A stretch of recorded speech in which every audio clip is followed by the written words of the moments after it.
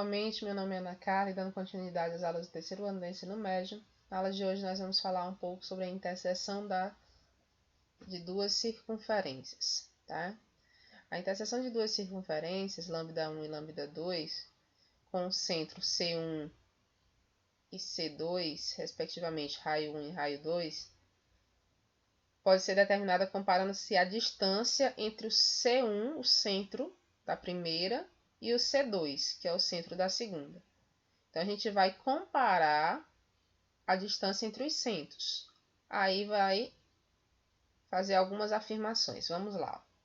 Então, essa primeira aqui, o primeiro caso. Lambda1 e lambda2, as circunferências, elas são exteriores. Observem que, para serem exteriores, a distância entre C1 e C2 é maior que a soma dos raios R1 e R2. Então, tá aqui, ó. Então, a distância entre C1 e C2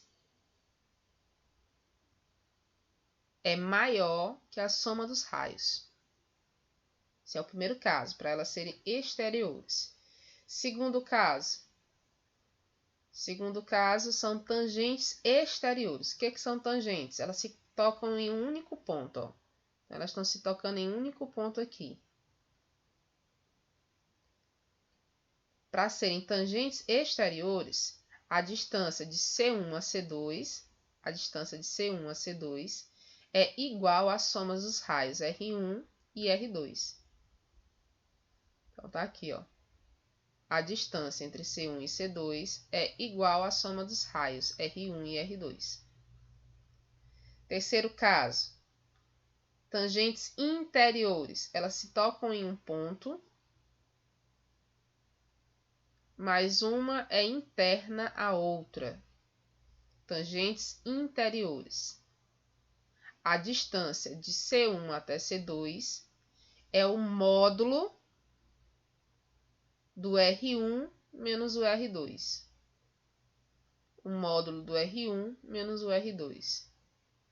É o módulo da maior, né? O raio maior menos o raio menor. Na verdade, é isso que se diz aqui. Então, tá aqui, elas são tangentes interiores. Quarto caso. Secantes. Secantes é quando se corta em dois pontos. As circunferências, elas se cortam em dois pontos. Ó, elas se cortam aqui e aqui, ó. Então, quando se cortam em dois pontos, elas são secantes. E aí, aqui nós temos a distância de C1 até C2 é maior do que R1 menos R2 e menor do que R1 mais R2. Lembrando que aqui está entre módulo. Ok? Então, a distância de C1 até C2 se comporta dessa maneira, para elas serem secantes. Quinto caso, uma interna à outra. Elas não se cortam em nenhum ponto e só são internas. Aqui eu estou colocando interna sem ser concêntrica, né? Mas eu poderia também ter a interna concêntrica, que seria com o mesmo centro. E aí você tem aqui, ó, que C1 até C2, a distância de C1 até C2 é maior ou igual que zero e menor que o módulo de R1 menos R2. Então, para ser uma interna à outra, tem que satisfazer essa desigualdade. Ok? Então, nossa aula fica por aqui. Até a próxima aula.